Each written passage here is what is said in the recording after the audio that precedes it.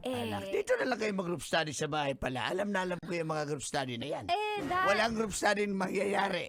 Mag-iinuman. Baka may boyfriend ka na. Pa, wala po Mukha ba akong may boyfriend? Buka! Tito, wala pong boyfriend yan, Tito.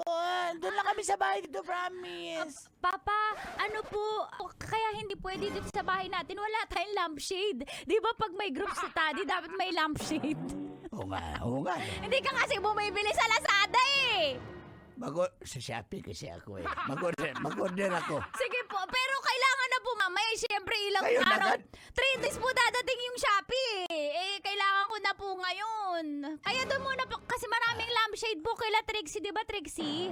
Kasi po yung bahay namin po, yung mga ilaw po ay mga lampshade lahat.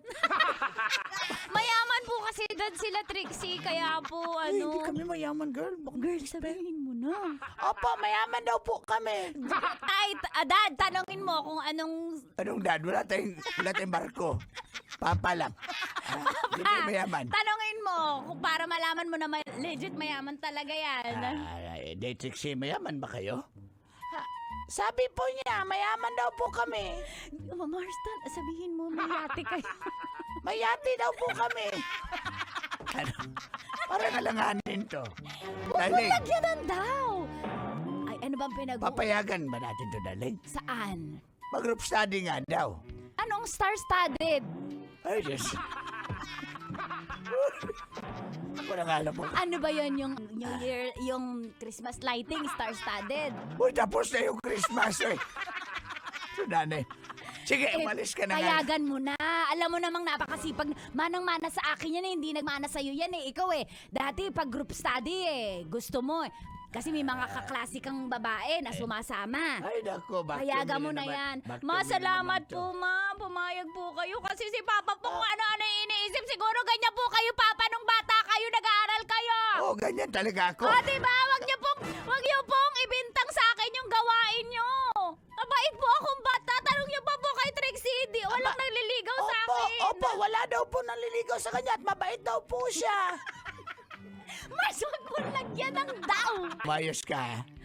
Napakandahirap kami ng nanay mo para mapaaral ka. Ba't nagkakandahirap din po ako mag-aral Sumasagot ka. Pwede ma-high-blood.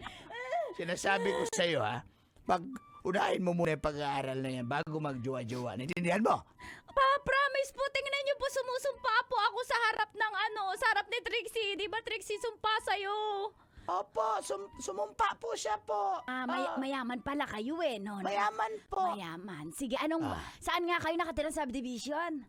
Mars, alam mo na.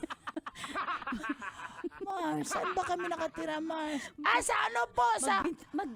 White plains. White? Plain white. Plain white Gillage po. Plain white Gillage. Kasi sa gilid po kami ng pader. Ay, taga plain white ka pala. O sige, okay.